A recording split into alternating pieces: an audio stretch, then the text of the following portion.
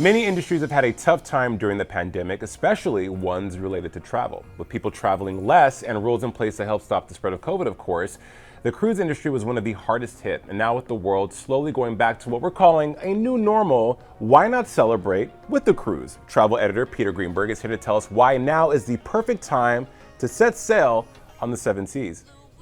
In order to tell you about the state of cruising in 2022, we got to go back 2 years to the original no-sail order by the CDC that stopped cruising for more than a year.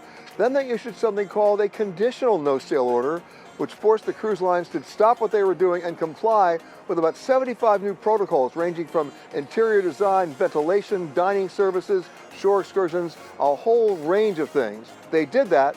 The cruise lines started sailing on a limited basis last June and July. By this June, 300 cruise ships will be fully operational and back on the water and in the water. But the interesting news is what happened earlier this week. The CDC, remember that no-sail order? They also had a level 4 red warning to most passengers telling them not to go on cruises. About a couple of weeks ago, they reduced it to a level 2, a much more moderate warning. And then this week, they removed all the warnings, all the restrictions, which means anybody can go with comfort and confidence. The cruise lines are ecstatic about that. And of course, if you're a cruise ship passenger, guess what? You get to go with comfort and some safety as well. So that's all very good news, and it's being reflected in the booking numbers. They're going very strong, and in some cases, these ships are selling out. Peter, that's great news. What are the behavior trends and expectations of travelers? Well, passenger behavior patterns are changing as well. This happened basically right after 9/11. It happened again in 2009 when we had the economic downturn, and it's happening now.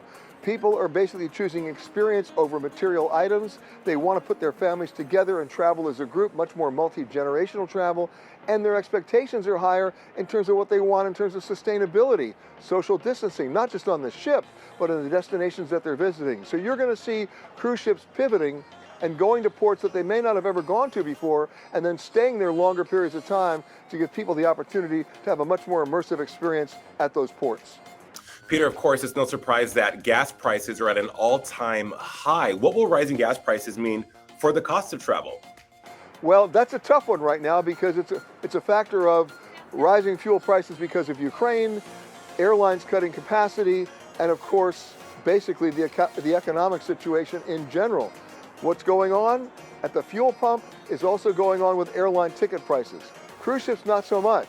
But what's happening is my airfare from Los Angeles to San Francisco a month ago was $93 round trip for an airline ticket or a flight that only lasted 38 minutes. Today it's $357, almost 4 times as much. If you're a family of 4, you just went up to a $1,400 ticket. That's a tipping point for a lot of people.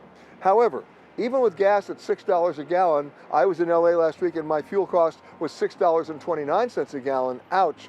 But even if it goes up to $8 or $9, a family of 4 can still afford it relative to that $1,400 airline ticket. So we haven't reached the tipping point in terms of automobile prices yet. We're getting pretty close on domestic ticket prices. Where I am right now in Lisbon, airfares in Western Europe have flatlined, some of it due to Ukraine, but that's nowhere near here. And smart travelers who book their flights to Western Europe now are going to have a great deal. It's a buyer's market. So put all of that into perspective, and then you get to make some informed choices.